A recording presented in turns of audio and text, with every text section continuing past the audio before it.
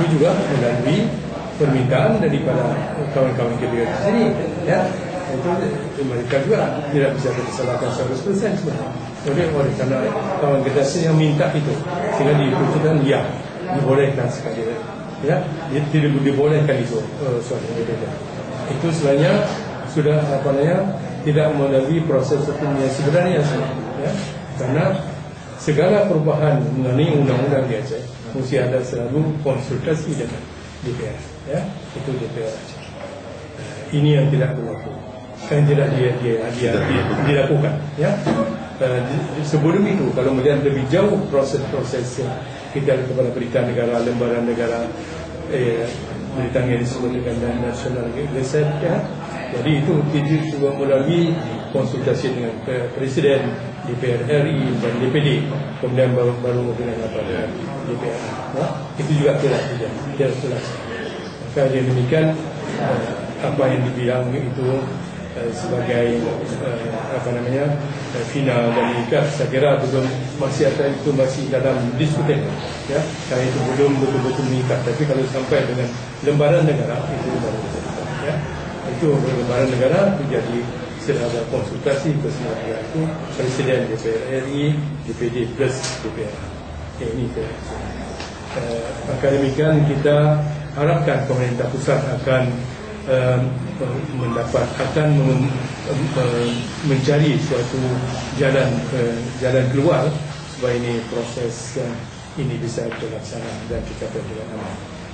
Di sini juga kita lihat DPRA juga akan bekerja keras dalam hal tersebut, ya. Tapi apa yang telah disebutkan telah diputuskan DPRA adalah itu memang sudah pada keadaannya, karena itu menurut proses jalur hukum, karena itu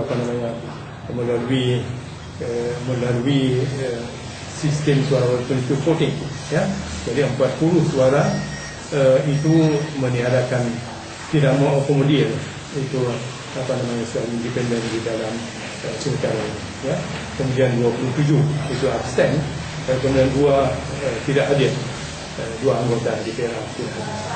Jadi kesimpulannya bahwa tidak ada yang mengiyakan itu jalur ini ada.